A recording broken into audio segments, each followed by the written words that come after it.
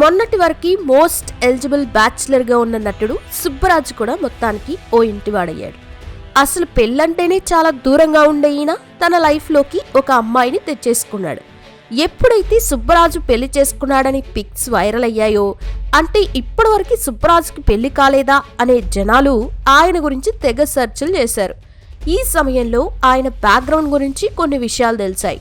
అసలు ఏదో సరదాగా ఓ పాత్రలో చేసిన సుబ్బరాజు ఈ స్టేజ్కి ఎలా ఎదిగాడు, ఆయనకి బాగా గుర్తింపు తీసుకొచ్చిన మూవీ ఏది, సుబ్బరాజు పెళ్లి చేసుకున్న అమ్మాయి ఎవరు, ఆమె బ్యాక్గ్రౌండ్ ఏంటి అనే విషయాలు ఈ వీడియోలో తెలుసుకుందాం.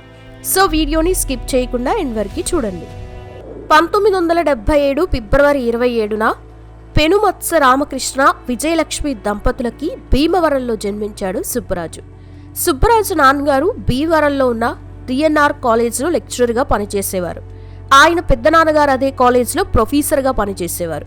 ఎస్వి కృష్ణారెడ్డి, బ్రహ్మానందం వంటి వారు వీరి పెద్దనాన్నగారి శిష్యులే. అలాగే త్రివిక్రమ్ శ్రీనివాస్, సునీల్ వంటి వారు వీరి నాన్నగారి శిష్యులు.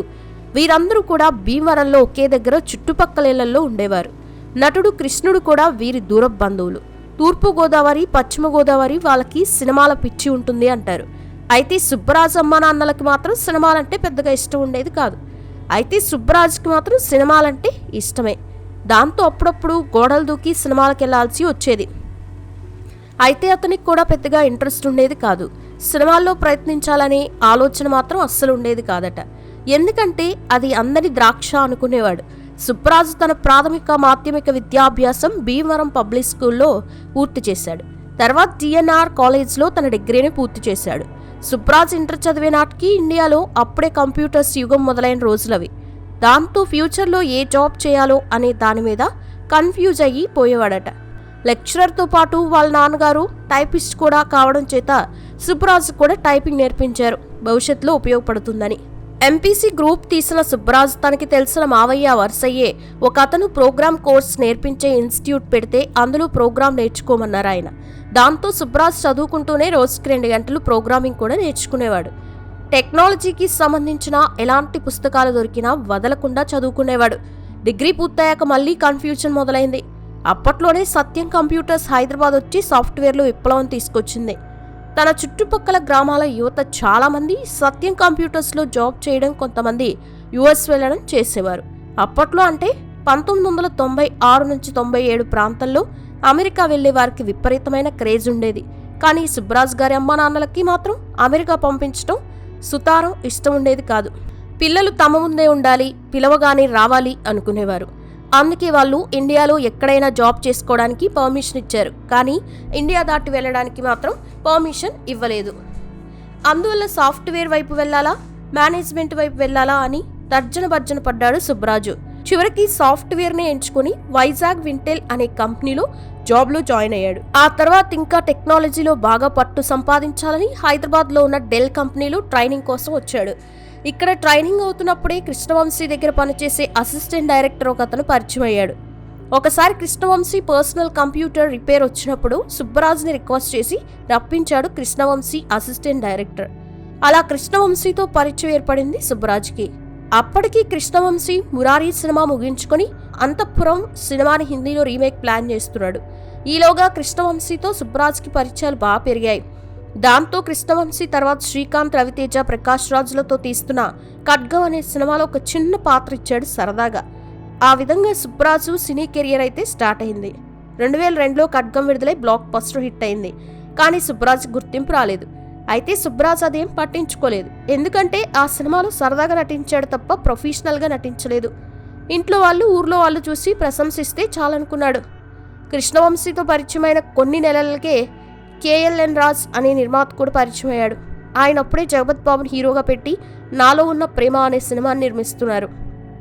ఆ సినిమా తర్వాత పూరి జగన్నాథ్ దర్శకత్వంలో ఒక సినిమా కూడా ఒప్పుకున్నారు. అదే అమ్మ నాన్న ఓ తమిళమ్మాయి. కేఎల్ఎన్ రాజు గారు సుబ్బరాజుతో, సుబ్బు నిన్ను పూరి జగన్నాథ్ అనే దర్శకుడికి పరిచయం చేస్తాను పదా అని పూరి జగన్నాథ్ గారికి పరిచయం చేశాడు. పూరి గారు సుబ్బరాజు గురించి మొత్తం విని తర్వాత క్యారెక్టరైజేషన్ వైజ్గా ఆడిషన్ చేసి ఆనంద్ అనే క్యారెక్టర్కి ఫైనలైజ్ చేశాడు. 2003లో విడుదలైన అమ్మ నాన్న తమిళమ్మాయి కూడా ఎలాంటి హిట్ అయిందో అని మనందరికీ తెలిసిందే. ఆ సినిమా బ్లాక్ బస్టర్ హిట్ అవ్వడంతో రెండవ సినిమాతోనే సుబ్బరాజ్కి మంచి గుర్తింపు అయితే వచ్చింది. ప్రశంసలు కూడా వచ్చాయి. దాంతో సుబ్బరాజ్ మళ్ళీ సంశయంలో పడ్డాడు, జాబ్ చేయాలా సినిమాల్లో నటించాలా అని. చివరికి సినిమా పరిశ్రమ అయితే కొత్తగా ఉంటుంది, రంగుల ప్రపంచం, పైగా రకరకాల ప్రదేశాలకు తిరగొచ్చని చివరికి జాబ్ని వదులుకొని సినీ పరిశ్రమలో స్థిరపడాలనుకున్నాడు. అందుకు ఇంట్లో వాళ్ళు కూడా సమ్మతించారు.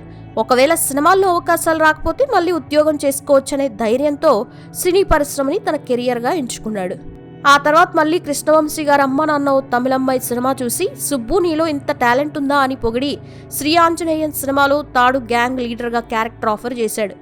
ఆ తర్వాత సుకుమార్ గారు ఆర్య సినిమాలో అవకాశం ఇచ్చారు. ఆర్య సినిమాలో నటించినందుకు గాను దిల్ రాజు 2 లక్షల రూపాయల రెమ్యునరేషన్ కూడా ఇచ్చారు. అంత పెద్ద మొత్తం అందుకోవడం అదే ఫస్ట్ టైం. అక్కడి నుంచి వరుసగా అవకాశాలు రావడం స్టార్ట్ అయ్యాయి.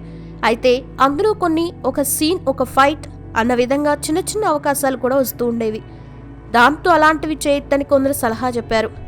అలాంటివి చేస్తే అలాంటి పాత్రలే వస్తాయని భయపెట్టేవారు. అప్పుడు పూరి జగన్నాథ్ దగ్గరికి వెళ్ళి అన్నయ్య ఇలాంటి క్యారెక్టర్స్ వస్తున్నాయి, చేయాలా వద్దా అని సలహా అడిగాడు. అప్పుడు పూరి జగన్నాథ్ గారు చూడన్నా, ఇలాంటి సమయంలో ఎలాంటి క్యారెక్టర్స్ వచ్చినా చేసే, కెమెరా ముందు ఉన్నామా లేదా అన్నది పాయింట్, ఎంతసేపు ఉన్నామన్నది అనవసరం, వచ్చిన ప్రతి అవకాశాన్ని వినియోగించుకో, ఒక 10 సంవత్సరాల తర్వాత నీకే అనుభవం వస్తుంది, ఎలాంటి సినిమా చేయాలో చేయకూడదు అని ఒక సలహా ఇచ్చారు. అప్పటి వరకు సీరియస్ విలన్గా చేసిన సుబ్బరాజు బిందాస్, నమో వెంకటేశ, దూకుడు, మడత కాజా, బిజినెస్ మ్యాన్ వంటి సినిమాల్లో కామెడీ పండించే విలన్గా నటించడం మొదలుపెట్టాడు. నిజం చెప్పాలంటే అవకాశాలు దర్శకులు ఇచ్చారు. మిర్చి సినిమాలో సాఫ్ట్ క్యారెక్టర్తో మంచి అరంగరేటం చేశాడు సుబ్బరాజు. అందులో విల్నిజం పండించే అవకాశం ఉన్నా కూడా డైరెక్టర్ కొరటాల శివ గారు సాఫ్ట్గా మలిచారు సుబ్బరాజ్ క్యారెక్టర్ని.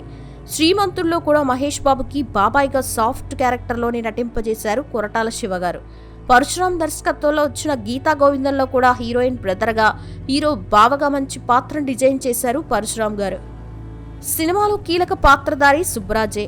హీరో హీరోయిన్ తర్వాత సుబ్బరాజ్దే ఆ క్రెడిట్ అంతా. సినిమా అంతా ఈ ముగ్గురు క్యారెక్టర్లు చుట్టే తిరుగుతోంది. తర్వాత బ్రో సినిమాలో హీరోయిన్ బ్రదర్గా నటించి మనల్ని అలరించాడు. అమ్మ నాన్న ఓ తమిళమ్మాయి సినిమాని తమిళంలో రీమేక్ కూడా చేశారు. తెలుగులో సుబ్బరాజ్ నటించిన పాత్రని తమిళంలో కూడా సుబ్బరాజ్కి ఆఫర్ చేశారు. ఆ విధంగా తమిళంలో 10 సినిమాలు చేశాడు. కన్నడలో 5 సినిమాలు, అలాగే మలయాళంలో కూడా మమ్ముట్టి, దిలీప్ వంటి వారితో నటించాడు. హిందీలో కూడా 1-2 సినిమాల్లో నటించాడు. ఆ విధంగా 5 భారతీయ భాషల్లో నటించాడు.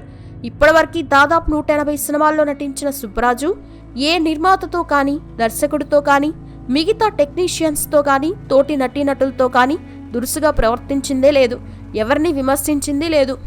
అందుకే సుబ్బరాజ్ అంటే ఇండస్ట్రీలో అందరికీ ఇష్టం. అయితే ఆ మధ్య డ్రగ్స్ కేసులో తన పేరు కూడా ఉందని చాలా బాధపడ్డాడు. ఆ సమయంలో చాలా స్ట్రగుల్ కూడా అనుభవించాడు, తన తల్లిదండ్రులకి తన వల్ల ఎక్కడ చెడ్డ పేరు వస్తుందో అని. ఇదిలా ఉంటే సుబ్బరాజ్కి మోడీజీ స్ట్రాటజీ అంటే బాగా ఇష్టమట. మోదీ నాయకత్వంలోనే ఈ దేశం అభివృద్ధి చెందుతుందని నమ్ముతారాయన. ప్రస్తుతం సుబ్బరాజు గారు 5 సినిమాల్లో నటిస్తున్నాడు. ఇక ఇప్పటివరకు సుబ్బరాజు పెళ్లి చేసుకోకపోగా చాలామంది సుబ్బరాజు ఇక పెళ్లి చేసుకోడు అని అనుకున్నారు. అంతేకాదు గతంలో ఆయనకి పెళ్లి గురించి ప్రశ్నలు ఎదురవడంతో పెళ్లి చేసుకునే ఇంట్రెస్ట్ లేదని చాలాసార్లు చెప్పుకొచ్చాడు. కానీ తాజాగా ఆయన 48 ఏళ్ల వయసులో పెళ్లి చేసుకుని అందరికీ సడన్ షాక్ అయితే ఇచ్చాడు. తాజాగా ఆయన తన భార్యతో పెళ్లి బట్టల్లో కలిసి దిగిన ఫోటోల్ని షేర్ చేస్తూ ఫైనల్లీ హిట్ అని ఫోటో పెట్టడంతో పోస్ట్ చేయడంతో ప్రతి ఒక్కరూ నూతన దంపతులకి శుభాకాంక్షలు తెలుపుతున్నారు. అయితే గత కొన్నాళ్ళుగా సుబ్బరాజు ఆ అమ్మాయితో ప్రేమలో ఉన్నాడని, అలా ఆయనది లవ్ మ్యారేజ్ అని తెలిసింది. ఇంతకీ ఆ అమ్మాయి ఎవరంటే అమెరికాలో సెటిల్ అయిన ఓ తెలుగు ఫ్యామిలీలో జన్మించిన అమ్మాయి అని, ఇండియన్ ఆరిజిన్ అయినా సరే పుట్టింది పెరిగింది అమెరికాలో అంట. ఇక ఆ అమ్మాయి పేరు శ్రవంతి అని తెలిసింది. మరి ఆ అమ్మాయి ఏం చేస్తుంది వంటి మిగతా వివరాలు తెలియాల్సి ఉంది. చూశారు కదా, ఇక సుబ్బరాజు కూడా ఓ ఇంటివాడయ్యాడు. అలాగే ఈయన ఇంకా ఎన్నో సినిమాల్లో నటించి ఇంకా పై స్థాయికి వెళ్ళాలని మనం మనస్ఫూర్తిగా కోరుకుందాం. మరి ఈ వీడియో పట్ల మీ అభిప్రాయం ఏంటనేది కామెంట్స్ రూపంలో చెప్పండి. వీడియో నచ్చితే లైక్ చేయండి, షేర్ చేయండి, ఛానల్ని సబ్స్క్రైబ్ చేసుకోండి. Thanks for watching.